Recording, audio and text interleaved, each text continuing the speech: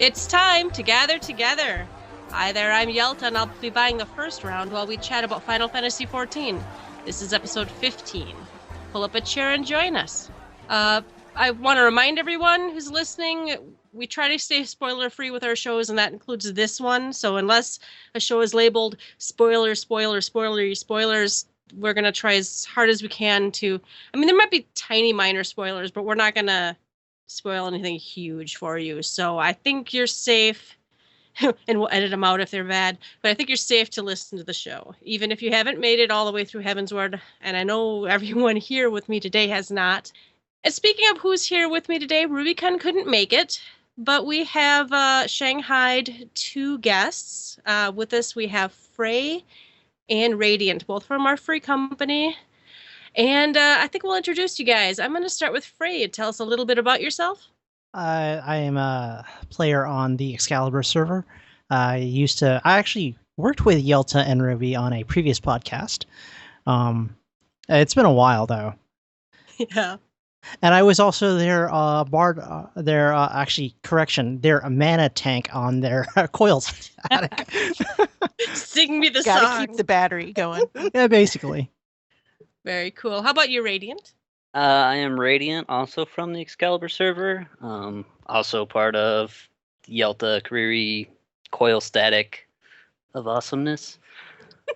Oh, yeah. He's the chief bosser arounder of our people in static. He's kind of really the strategy good at that. guy. He's super strategy guy. Yeah. So, well, thank you both for being here with us tonight. No problem.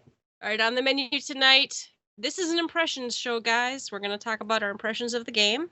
And there is also a tiny bit of news for those of us who bothered to keep up and haven't been completely absorbed in Heavensward.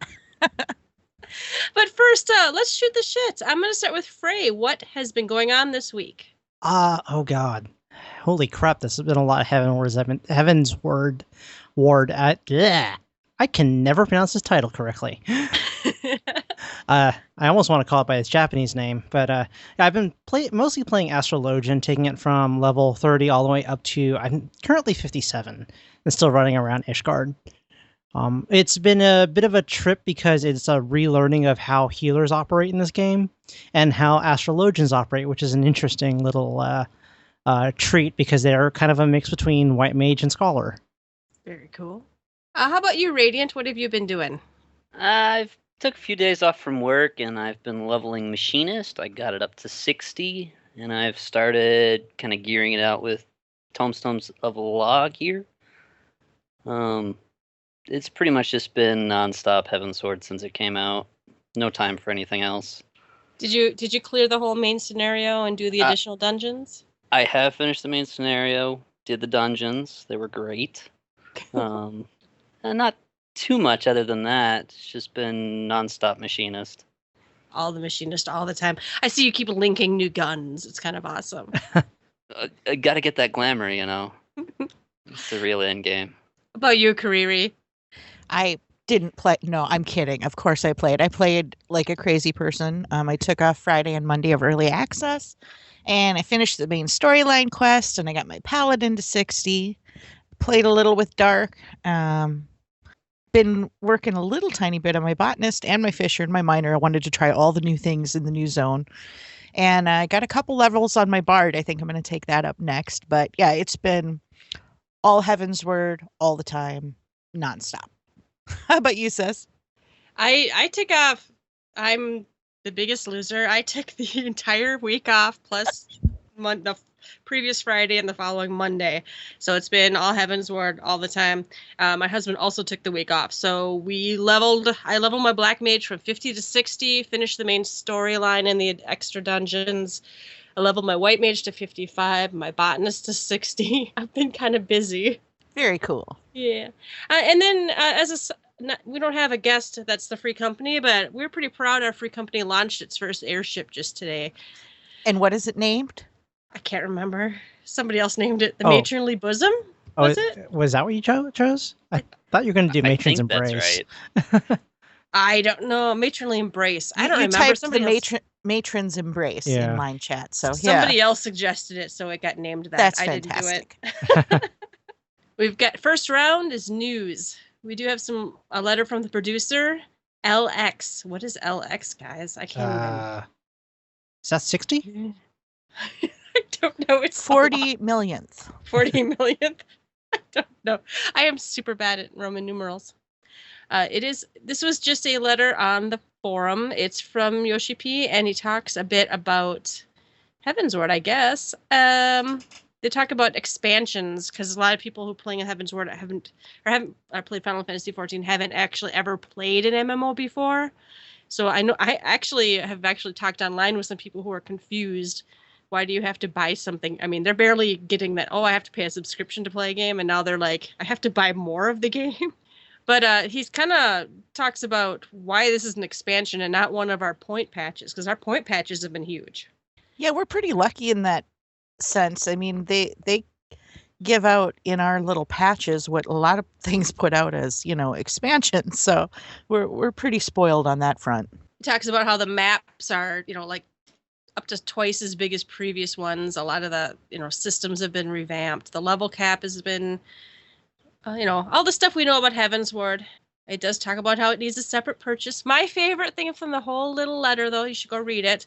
But they have a picture, and I'm looking at this picture, and I'm like, what? That doesn't look quite right. Because I was skimming, and I'm like, oh, that's a picture of 1.0. It's the gates of judgment and the city in the background. And we, like we've talked before, we always thought, in 1.0, we're like, in 3 months they'll open it up. So they talked about how it's finally here, but there's a lot more updates coming. So here's to another fantastic year of fun in Final Fantasy XIV. Woohoo! Woohoo! There is also a developer's blog, 2 of them, Stairway to Heavensward. They talk about how it was only yesterday they were at a festival in Las Vegas, listening to all the cheers and excitement when they announced the expansion, and at long last, it's time to head to Ishgard. They're talking about over at the headquarters in Tokyo, they've arranged a special room to hand out sample copies of the expansion to staff so they can join in on the fun. Boy, they have just this huge pile of Heavensward discs. Looks like there's that PS4 version there. Mm-hmm. It is a mountain of games. Oh, and they have what I want the most now, both those Kariri minion plushies. Need some Karbi plushies for sure. Need some Kariri plushies. And then they put the whole countdown of those the art countdown. Mm-hmm. It's nice to see them all in one place, because I think I missed some of these when it was like every day. My favorite is the last picture on the post, though. Yoshi P even joined in and created an artwork that he was a little embarrassed to post on Twitter, but we'll put it in this blog as our little secret. I think this is the first time we've ever released an illustration from Yoshi P. There's a Moogle and a fat chocobo. And Kamate says, have fun with the new content and enjoy the main scenario. Oh, and in English, it says, Heavensward, thank you for your support. Yay. There was one other... Karbi's Squeak Squad was the other developer's blog. And it was all about the brand new plushies that I really have to have, but you can't order yet. Kamate says, greetings, everyone. Taking a quick breather from the excitement of Heavensward with her 2 pals, Topaz and Emerald. So they show the in-game picture with the 2 Karbis. A tank that can summon carbuncle Aegis? What's the sorcery? So it's not Aegis at all, it's minions, and they are adorable. The minions in game are adorable. The plushies are adorable. And they come with the in-game minion items too, correct? Yes. Right, yep. So cool. They said they'll be around $30 a piece, I believe. That's what they said, yep. Yep.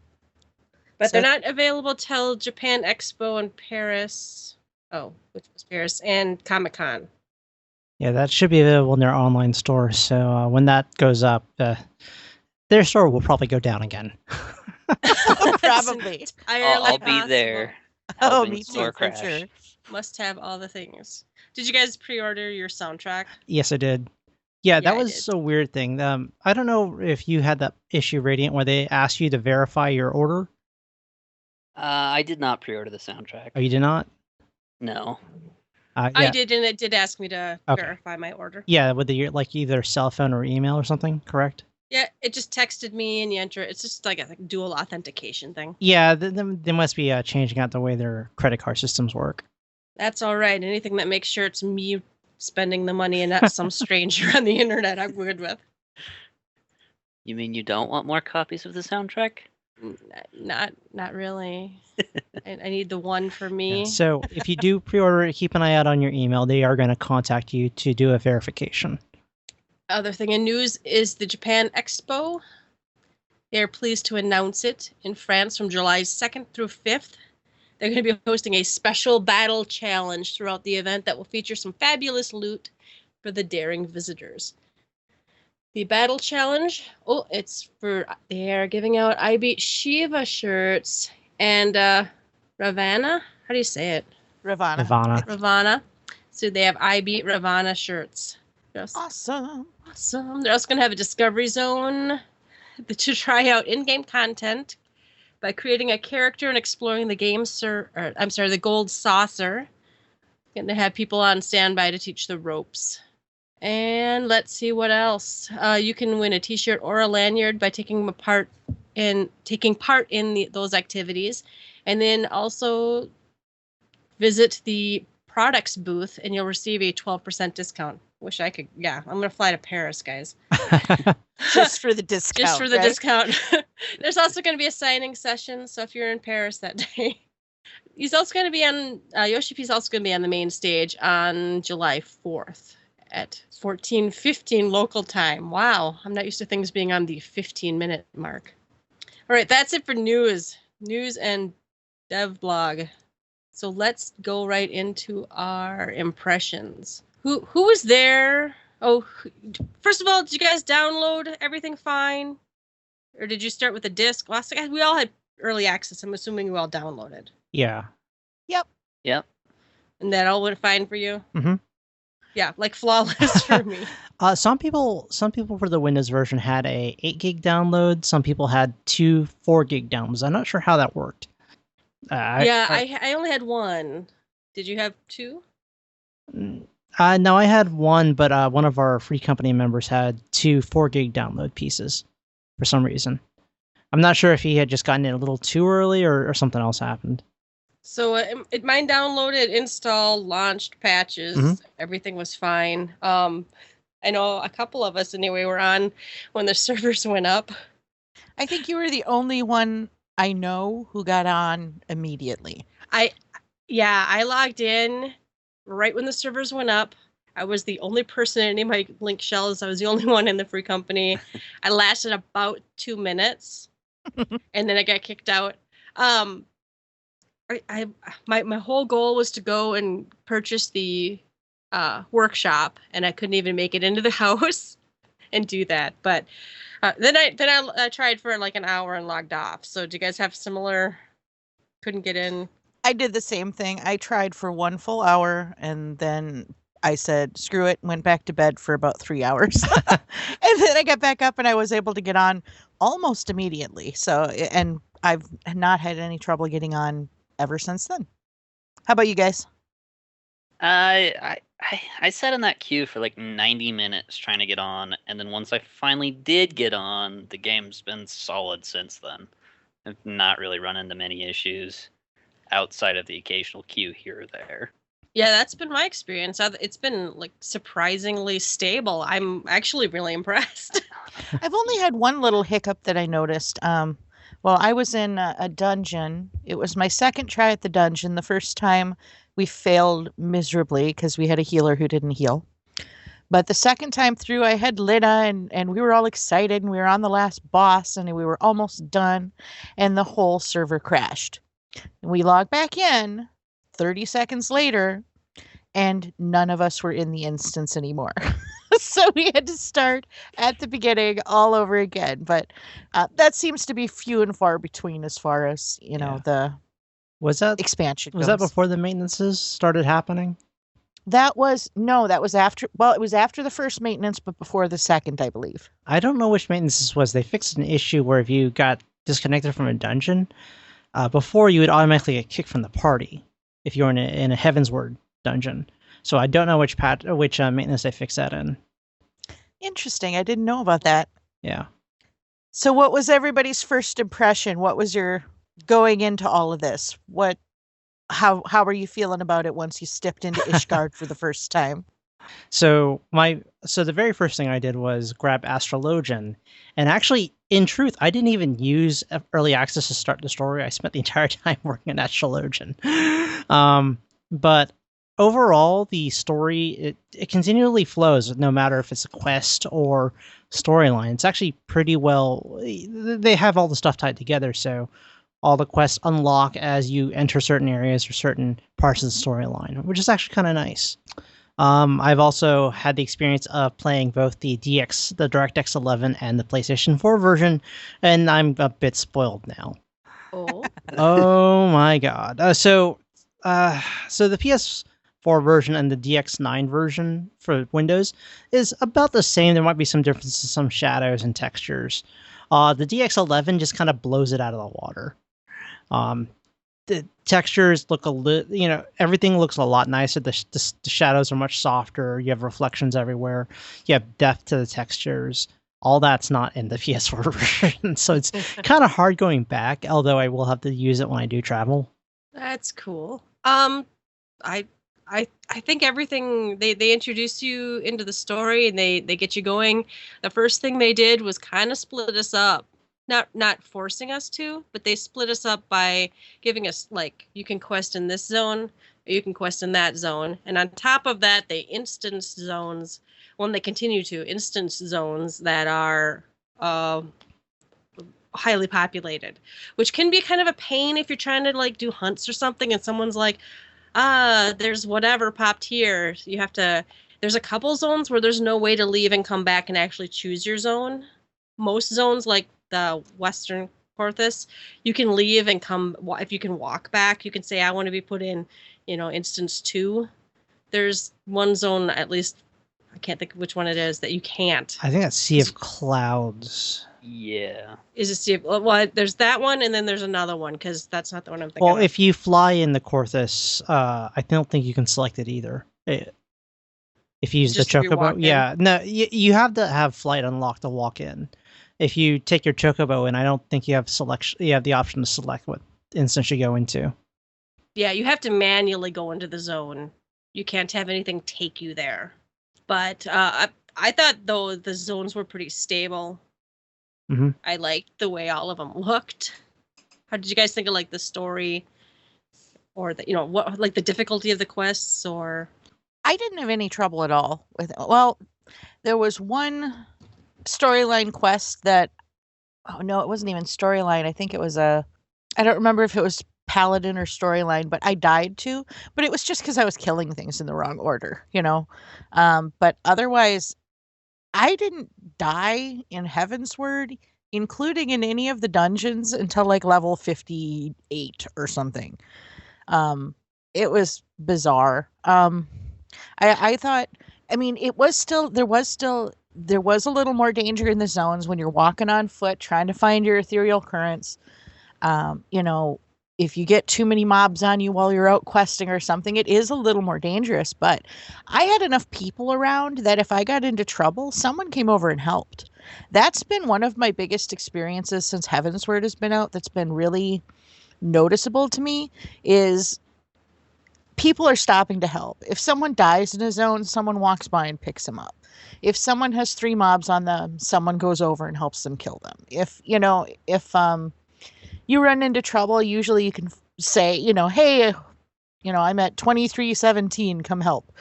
I was flying by and there was, I don't remember what the ranks are of the hunts, but they're the clan mark thingies. But I was walking by one and they're like, hey, we don't have a tank. You want to come tank this for us quick? I'm like, sure. So I ran over and tanked it for them quick. And yeah, they got their hunt mark. And it's just been, I've had a super good experience with the expansion so far, with people being helpful.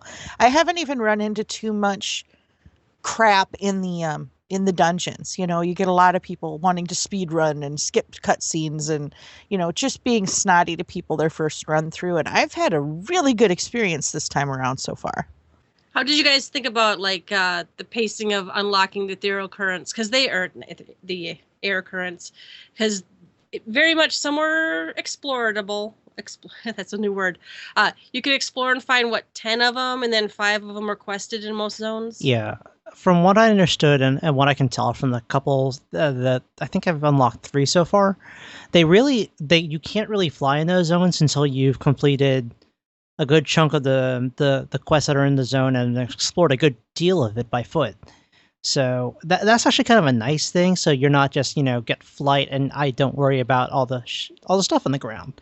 You actually have to get through areas which can be quite dangerous depending on what level you're at. I think I've went through one zone where I had to like sneak past some level 56 creatures, even though I'm like a level 52.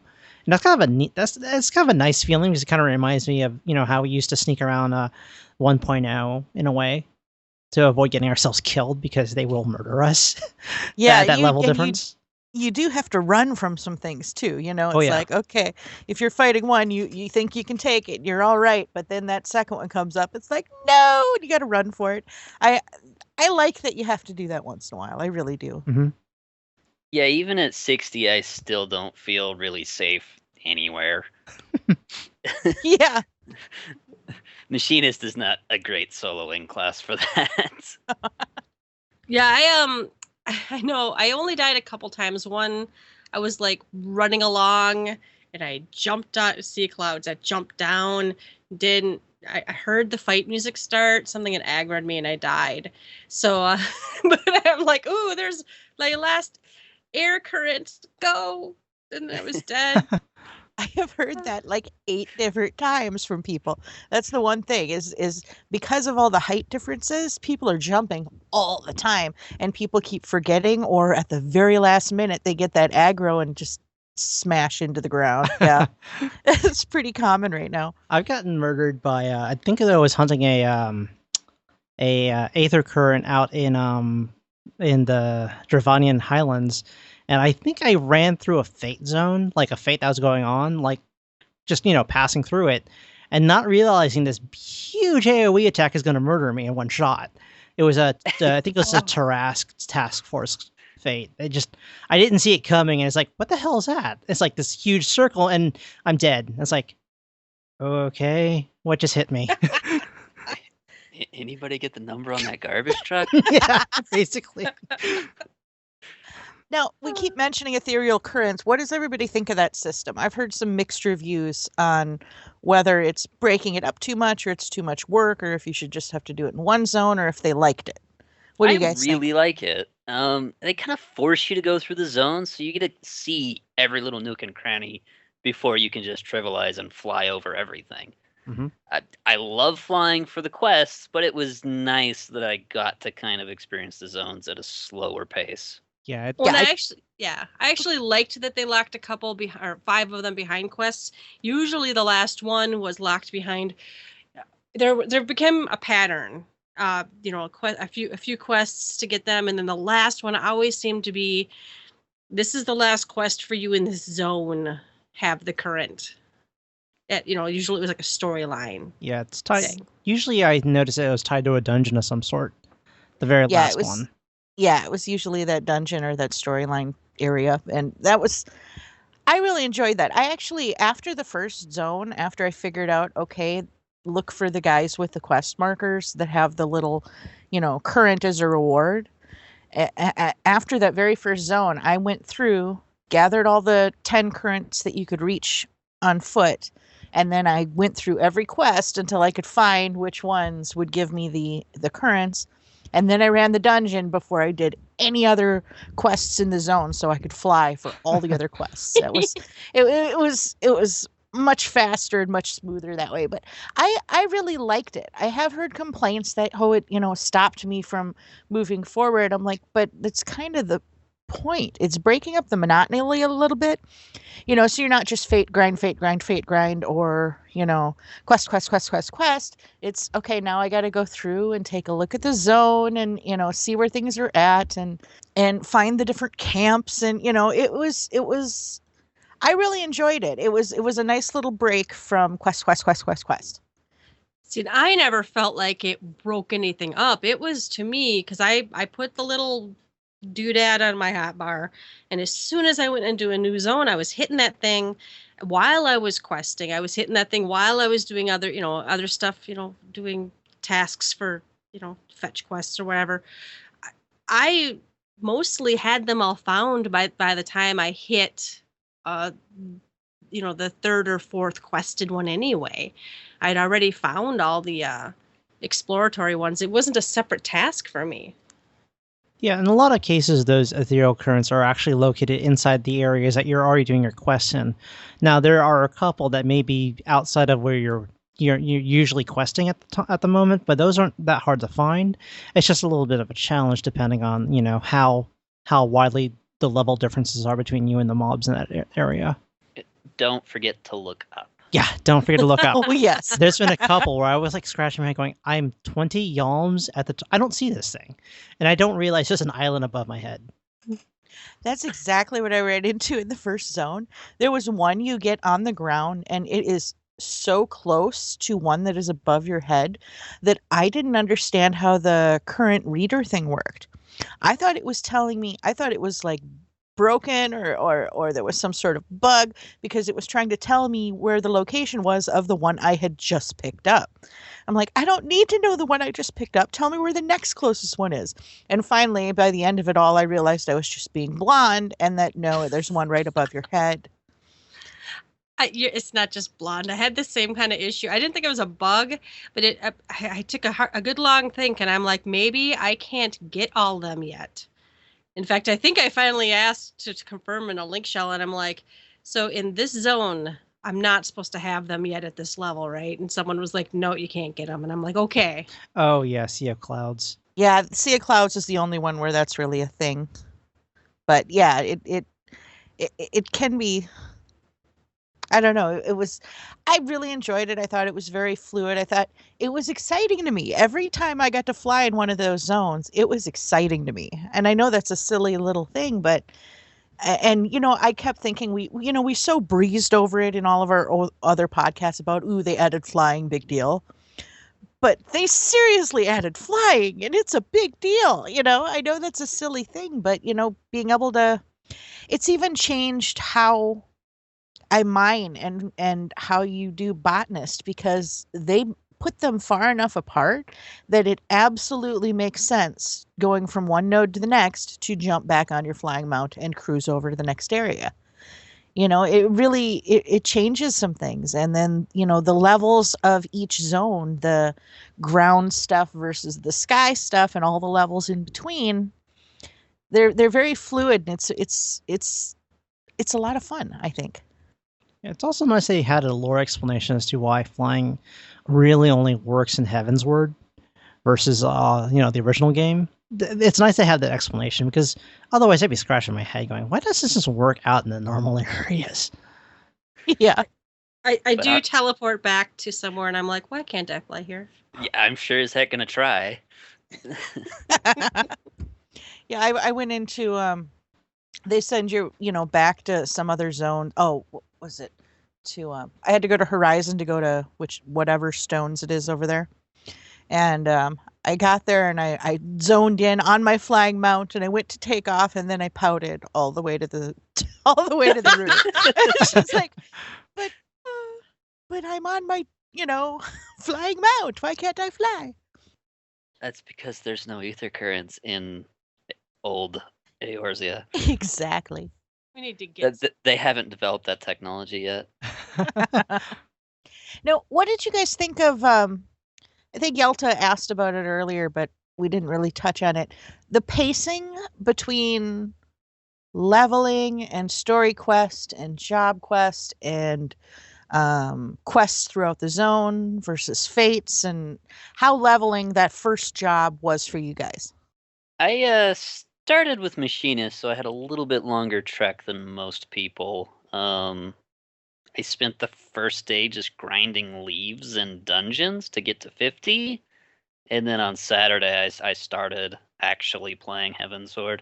But I really thought the pacing was nice. I didn't really run into any walls where I just couldn't gain any more experience. There was always something else I could do to get that little bit extra to get to the next level. I didn't really run into any problem. I've heard a lot of people complaining in link shells, oh God, now I can't do anything else till I'm 58. I never ran into that. I started on Black Mage, so I was already 50. But I left a lot of there's like almost the entire zone of level 55 quests. I don't know what happened, but I did the ones for the currents, and then I did the other ones on White Mage when I was level 55 on her. So I think I never went fate grinding. I think I ran a couple dungeons a couple times to help other people, but I didn't really have to go spam anything trying to level up. Now, those dungeons do give a first-time bonus, so you may be picking that up. And those are quite a lot of experience, if I remember. It's like somewhere around 50, 60,000 experience for a first-time bonus. Is that correct?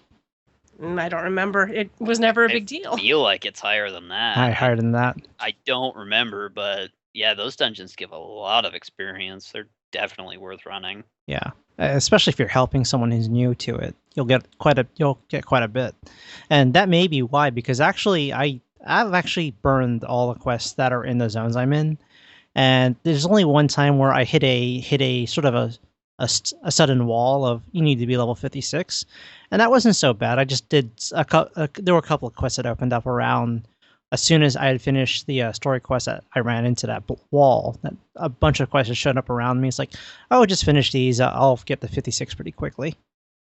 It wasn't so bad. Yeah, I ran into the quote-unquote wall twice. Once was 58. I got to 58 and a quarter and ran out of main storyline quests and quests in the zone. But then I just went and ran one of the dungeon. Which one was it? The vault. I went and ran the vault like 8 times and I was leveled. It wasn't a big deal.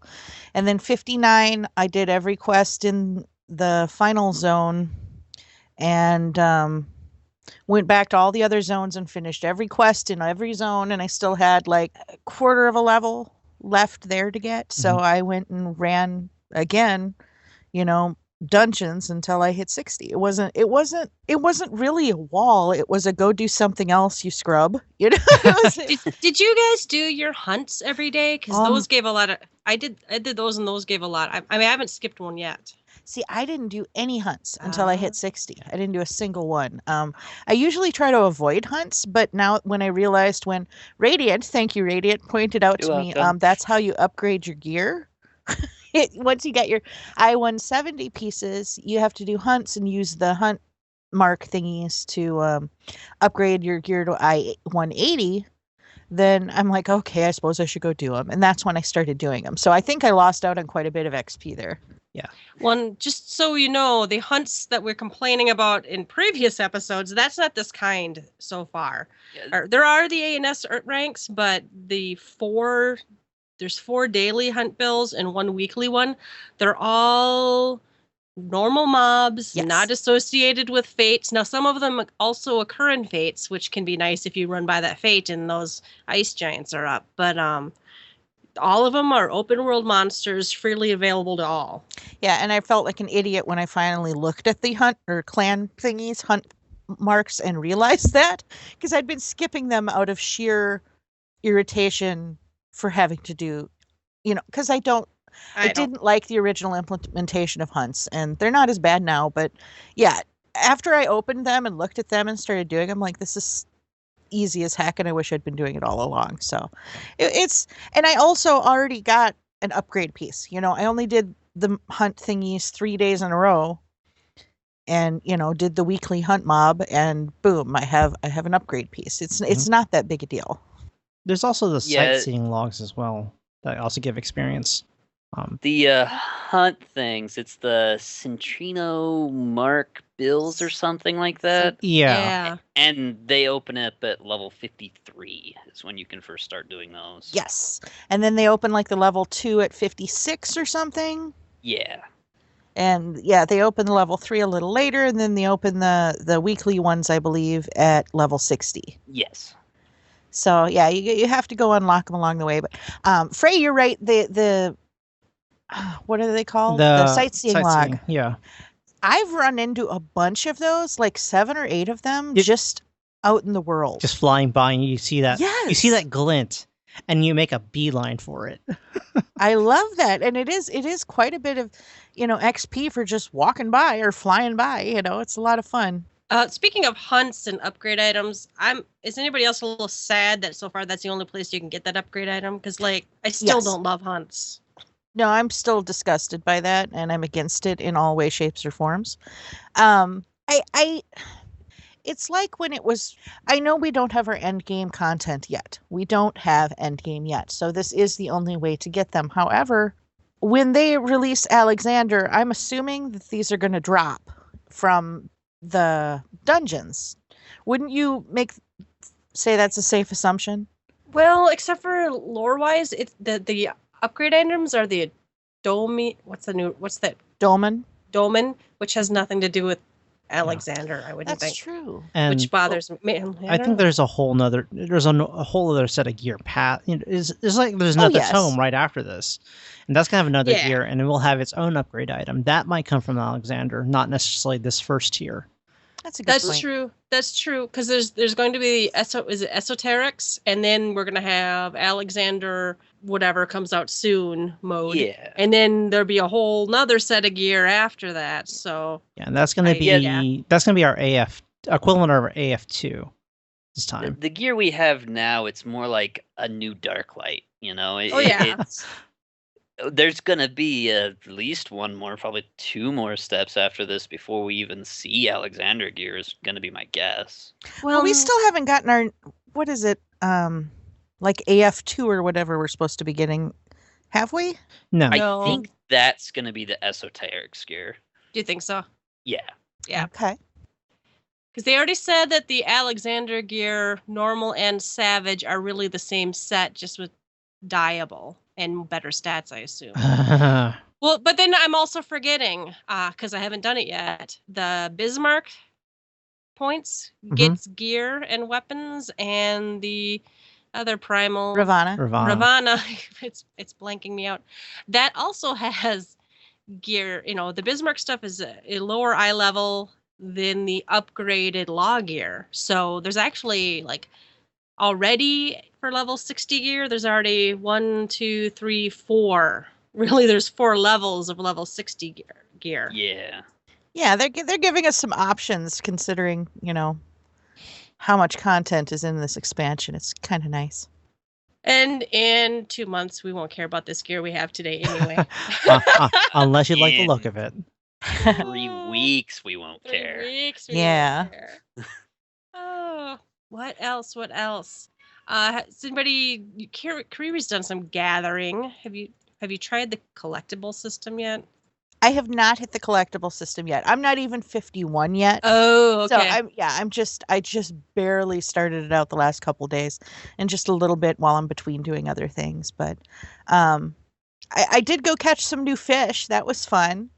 Oh, cool. Yeah, and I was worried because all of my crafters and like a couple of my gatherers, like my fishermen, I didn't have it all covered in materia. I didn't have it melded.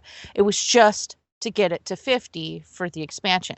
So I was really worried that going from 50 to 51 would be really, really difficult for me because even on my crafters, I haven't leveled anything, or I don't have all that materia. I don't have all those 3-star and 4-star books and shit, so I was feeling unprepared. But yeah, I'm able to do any of that. It's 50 to 51 is just like going 49 to 50. You don't need all the extra in between stuff from the last section of the game. And just so you know, you have really good, I don't remember if it's at 52. I don't remember. I have to look it up.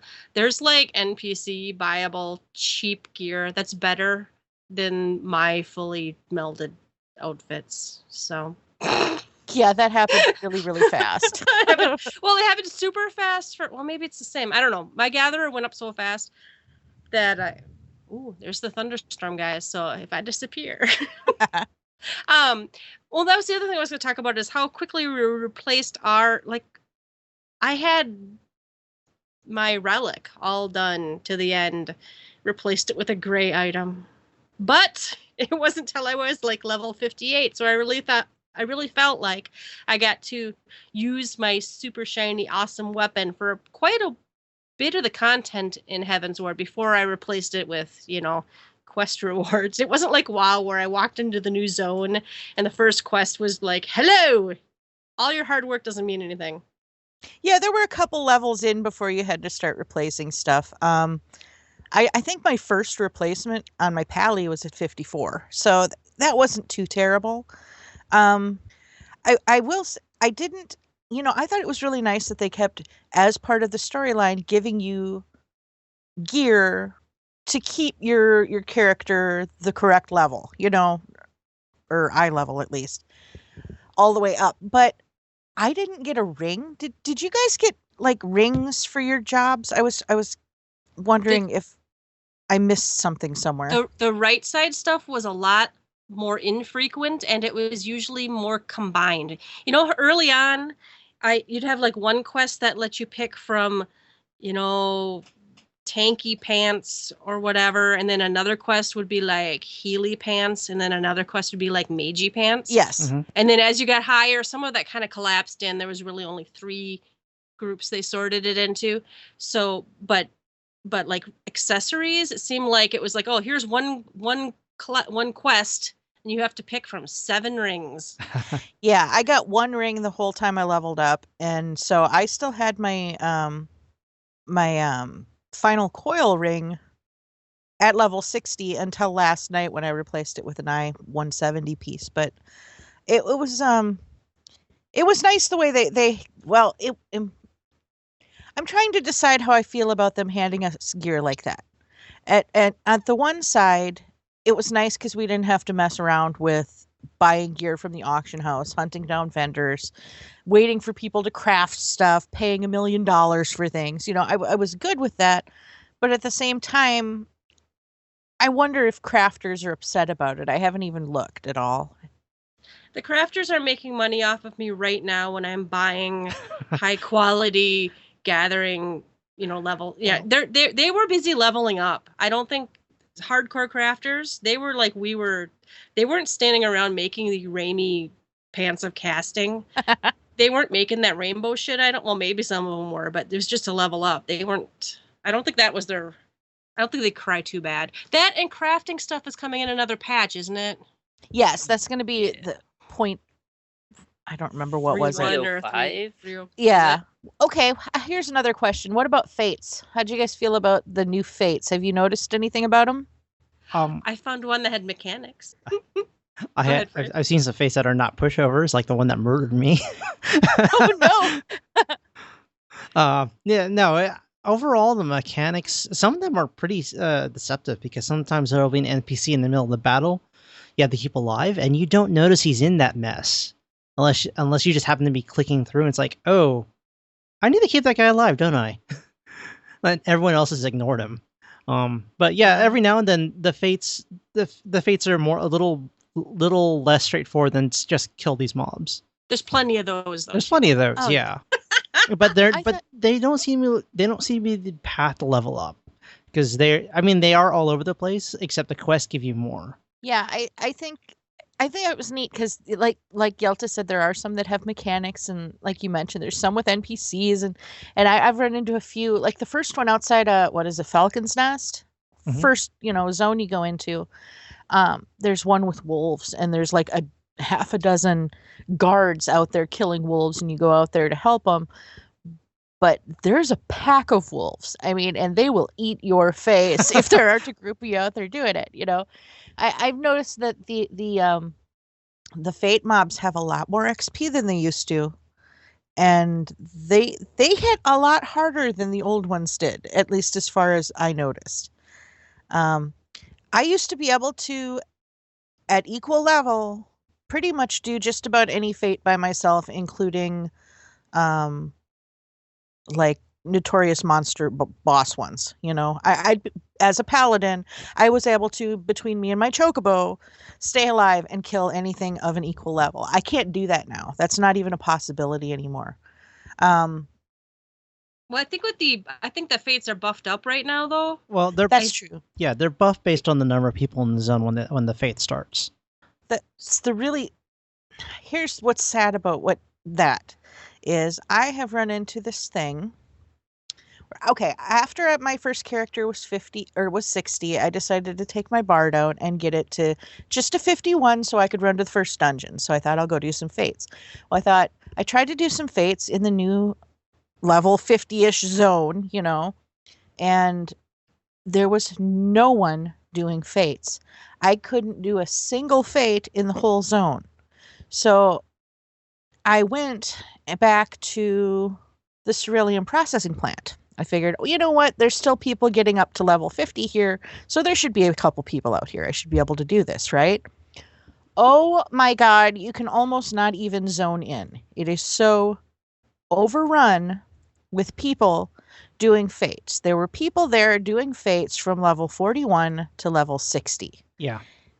It was unbelievable. And it is so fast and it is so broken right now that because they've made them harder in the new zones and because the zones are so populated with people doing quests and, doing the main storyline and leveling their characters that way, no one's doing those fates. So they're going back and doing the easy fates.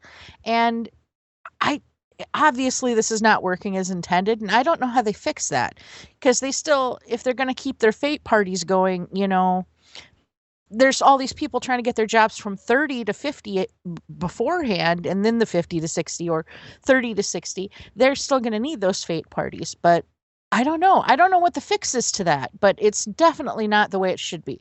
There were over a dozen parties there the one night that I was there. Over a dozen. There were 4 of them in the party finder alone, and they were all like 7 out of 8 all the time. And you couldn't even hit the mobs. No one was getting XP for the mobs. They were only getting XP for the beating the fates, because no one could get more than 1 hit on any creature in the zone. Mm-hmm. So I don't know how they fixed that. And is it something they need to fix? What do you guys think? They should instance those zones then when it's being like that. Make it the same hardness as the Heavensward zones or something. That's probably a good solution. Yeah. Yeah, they probably weren't expecting people to suddenly go right back to Northern Thanaland to do all this stuff. So that's probably that issue. And I know the issue that I heard complaints of when I was doing. I actually did the fake grind from 44 to 50, just on the last day of early access. But what I ended up seeing was people at 51 and higher in there, and they were complaining along the lines of, yeah, it's hard to do fate grinding in the new zones because of the instancing setup, because it actually causes people to not be in the same area. Oh, I didn't think about the instancing. Because unless you have the ability to fly in that zone, if you're coming in from Ishgard to one of the 2 new zones, you don't have a choice of what instance you end up with. And if you're in a group set up in Ishgard going out to do fate grinding, it's almost impossible, because you get split up across 2 different instances. So that's one of the reasons. They need to make it easy for us to change instances, but that would just kind of, I don't know. Yeah, I feel like I should be able to switch to the instance my party's in at least. Go to the leader's instance or something. That, and I heard that it's a lot faster in Northern Thanaland. That's what people are saying. It's faster to clear the fates there versus out in the new stuff, because they're actually a lot harder. So people are just doing it for the ease too. Yeah. That makes sense. All right. What else? I just had a thought and it went away. It's just looking at the new hairstyles and the new furniture and all the stuff from the patch notes and trying to see what else I really enjoyed about the...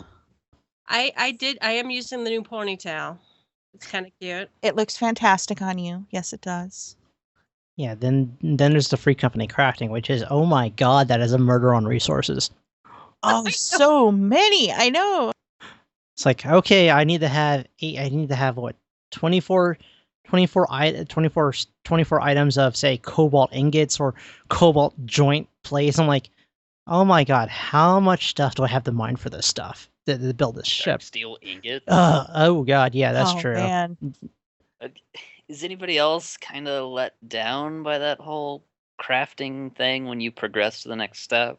Well, I haven't even seen it yet. It's we okay. were expecting this huge, someone's gonna have take control, and it's a cutscene. I'm like, what the heck? I expected to push some buttons, but I stood there and watched a thing happen. Yeah, mean, it was a little underwhelming. The lazy person in me was kind of happy, but I don't know. I would have liked to have some input on what happened. Well, there is one thing I did notice, and I did read up on, is that there are two stages for conditions when you're doing the free company crafting. You start off with normal, end up with excellent, and I forget the third stage's name. But each time you do it, it reduces the requirements of the item by one stack, which sort of you have to balance out. Do you want to try to push for an excellent, the next higher quality, or just do it? Just dump in as much items as you can. So you sort of have that little thing, and I mean, this is probably where the crafters are making their money. They're probably looking at okay, what do these crafts need, and how much are they going?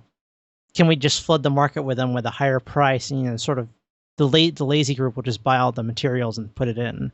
Yeah, we had somebody buy dark steel nuggets or today. Those are I'm probably like, not wait cheap 3 anymore. more minutes. Well, it's like wait 3 minutes. It's about to pop. We had like 3 people out gathering and like 3 people in crafting, and then we'd like get to the next stage, and then we'd do the cutscene, and then I'd go back out and gather. Which I think is what they intended. Yeah, there was definitely working together involved, and I think we can do like 3 more airships, right? We can build 3 more airships, or we can start other projects, like some of the projects we can't even do until we get materials out of the exploration. So yeah, I guess we could start another airship. Well, and I think we went Bronco. Didn't we do all Bronco pieces? Yeah, that's the only thing we have available right now, because you actually need to send out your first ship to find materials to research the next prototype for the ships. It's sort of that first ship begins to feed into everything else. I hope our ship doesn't crash. I don't want to make another one right now. That mammoth was driving. I don't know. I don't even recall building the mammoth, so I don't know whose mammoth that is. As long as it's not that one out of the Goldsmith Guild, I think we'll be okay. Oh my! It didn't talk like that one, because that one scares me.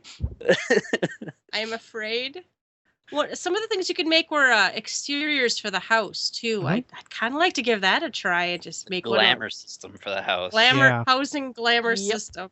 So I think we had access to 3. Yeah, we had armory. I think like an armor's shop, restaurant. And I forget the last one. And do those work for all house sizes, or are they specific? They must work for all house size stuff, because that doesn't make any sense if it's just for the small. Yeah, that doesn't make any sense. So, and then there's some ethereal wheel stuff too, but I think yeah, we're not gonna mess with that just yet. Well, we already did for about 30 seconds. Well, there's going to be a time when we're like, we've got our 4 airships built. We already glamored our house, so then yeah, that's true. There's. I guess we'll make a thing. Exactly. I have a question without being spoilerific. 3 out of 4 of us have finished the main storyline quests, and Frey, I know you're quite a bit along now, aren't you? Yeah, I am about I believe I'm about 3/4 of the way through the expansion, at least the main storyline. I was when you guys recorded last episode, I think I had just started the Ishgard storyline, because that was like last week. That's but yeah, right. I've caught up quite a bit. How are you guys feeling about it in general terms? I loved it. Yeah, it's been a good experience start to finish. Kind of an emotional ride in some of those areas, but I'm just generally positive about the whole start to finish. It's been a good ride. I've enjoyed most of the expansion so far. There has been the moment of face palming of, wait a second, I'm working for what group, and they're asking me to do what again? What about you, Yelta, being storyline quest? Oh, I generally enjoyed it. I like the fact that it was a pretty good Final Fantasy story too. I had some throwbacks to earlier Final Fantasy games, and that's not just the story. Some of the zones had mobs from previous games, so, some that were super nostalgic. There's entire areas and characters that are like total throwbacks, and it's awesome and fun. The story itself, I thought it progressed nicely. I thought it was satisfying. There were a couple times where like, oh man, that just happened. And a couple times it made me cry, and not always because I was sad. So, no, I thought it was good. How about you? You said pretty much everything I was going to say for sure. No, I loved, they played a lot with a couple of my favorite types of Final Fantasy creatures. And they I loved all the throwbacks to other games. I loved running out in a field and seeing something completely iconic from 11. You know, in your first zone in 11, you run outside and there's these things. You know, you run into things from. So they've gone from Final Fantasy 1 all the way up, and they've got, you know, little bits of all of them in there, and I'm so happy they did that. I really am. And that, all of that aside, I really enjoyed the storyline. I thought it made sense. I thought it was fun. I thought it was interesting. And it was, as you mentioned, all of the references aside to other games, it was a very Final Fantasy-ish storyline. You know, it sort of fit into what they usually do with their quests and stories and stuff. We still have to break up a wedding, I think. What else? We have to. There's Final Fantasy themes we haven't done yet. Well, and that said, the throwbacks to other games, I also don't feel like any of them were overly forced or shoehorned into the story. No. None of them felt like, oh, well, you know, it wasn't like the Lightning Fate where it's like, oh, there's lightning. You know? Yeah, no, it was organic and it felt like it was meant to be there. Probable in this universe. Yeah, it wasn't just fan service. It was actually, I mean, it totally was fan service, but at the same time, it was actually made sense for it to be in this world. Yeah, no, for sure.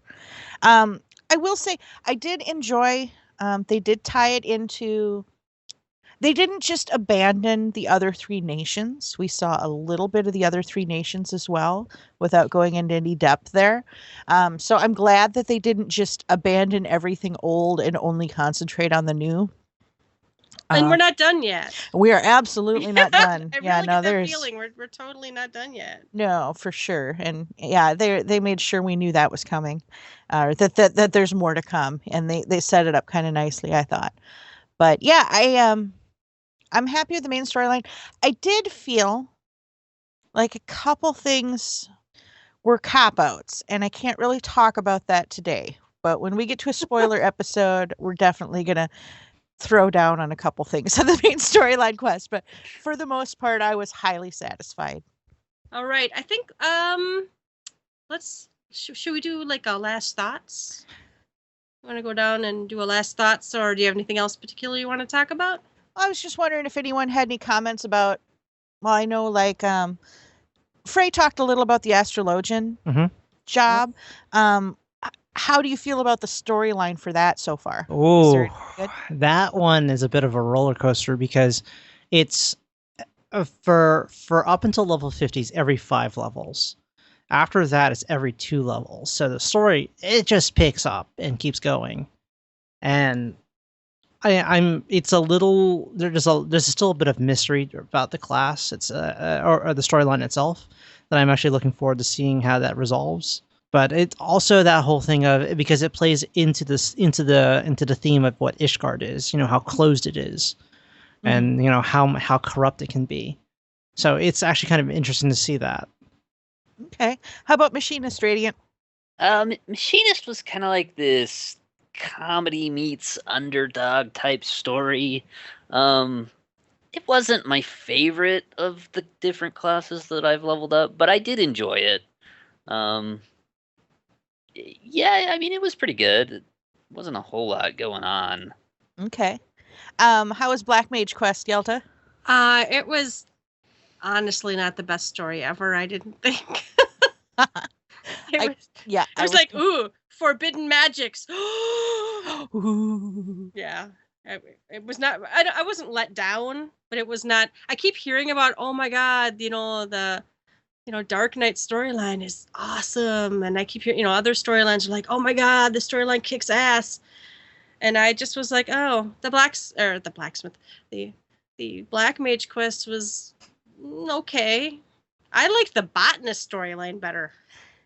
Yeah, the botanist storyline was pretty good. My paladin one was so severely underwhelming. I was just sad. The paladin was kind of hamstringed by the situations of the previous patch, isn't it? Well, not necessarily. I mean, no, it was very... I could tell you a little bit without giving too much away. The level 50, basically, you're going and looking for clues to help this new paladin guy. And it just... No, I can't talk about it, but it's so... There's nothing to it. It's like, okay, so what? You get to the end and go, yeah, so what? It was... And I am so into storyline, and I so enjoy lore, and I so enjoy being a paladin. So I was quite a bit let down there. But on the other side of that, I am so thrilled and adoring of my new paladin abilities that I don't give a shit about the storyline. I am so happy with everything they gave me and they couldn't have done anything to paladin to make me happier than taking a couple abilities off the global cooldown. That's the only thing on earth they could do to make my job better right now. I love it, and I love everything they did. I'm loving every Black Mage ability. It took me... I haven't read any guides or anything because I was really on a media blackout. I didn't want to, know anything. But the 5 new abilities they give to you, and I'm starting to figure out how really you maximize your DPS by keeping, certain buffs up and stuff. And I like it. I think you can kind of ignore how they all work together and face roll your way through most content. But I think that really good Black Mages, and not me, but really good Black Mages are going to really be able to push those buttons good and really excel at their class or their job, I think. It's awesome. All right, so final thoughts on Heavensward. I'm going to start with Radiant. Get any final thoughts overall about how Heavensward went, or what you're hoping they do next? It's really good, and I want more. Just more, please. I want some more. I would like another. Please, Yoshida, I want some more. How about you, Frei? Any last thoughts? I'm really enjoying the expansion so far. I really hope they do more in the Turning Mist, considering that the whole storyline, when you hit that point, there's quite a few interesting NPCs you'll meet along the way there, and there's quite a lot that they can build off in that location. How about you, Kariri? I love it all, and I thought I'd be burnt out with the amount I played. I really did. I thought I'd be totally burnt out and want to be done with it for a while and just go do something else. No, I'm so in. They had me. They had me from Heavensward. They really did. It was beautiful and awesome, and the storyline was great, and I couldn't be happier. How about you, Sis? I pretty much love everything that I've done, and I put in a lot of time in this last week. I still don't have everything done I wanted to have done, honestly, before I went back to work. But at the same time, I'm also looking forward to, Frei talked about other, content and like different, zones. We still don't have, we're getting our Beastmen dailies. There's still a lot to come. And I know we're all real excited for Alexander to come out. So I guess, yeah, I'm like just trying to get ready for Alexander, and I just thought it was it was worth my $50, or well, what did I buy? It was worth my whatever the collector's edition cost. All right, that said, I think it's closing time. You don't have to go home, but you can't stay here. You can find us on Twitter at GTFFXIV, email us at gtffxiv@gmail.com. Our recordings can be found on SoundCloud at soundcloud.com/GTFFXIV. And you can search on iTunes for us at Gather Together or GTFFXIV. Any plugs? I'm going to start with Frei. I'm on Twitter at Freicasul, FREICASULL. And my blog is on lunarshards.com. How about you, Radiant? You can find me on Twitter at Radiant Asada, RadiantAsada, and you can find me in game as Radiant Asada. But he doesn't check his Twitter, so. I was gonna say, do you even Twitter, bro? I need lessons. I do not know how to Twitter. All right, Kariri, of course. I am at Kariri Sumasu, KARIRISUMASU. And you can find me on Twitter at Yelta Sumasu, YELTASUMASU. Goodbye, everybody. Goodbye. Bye. Bye-bye.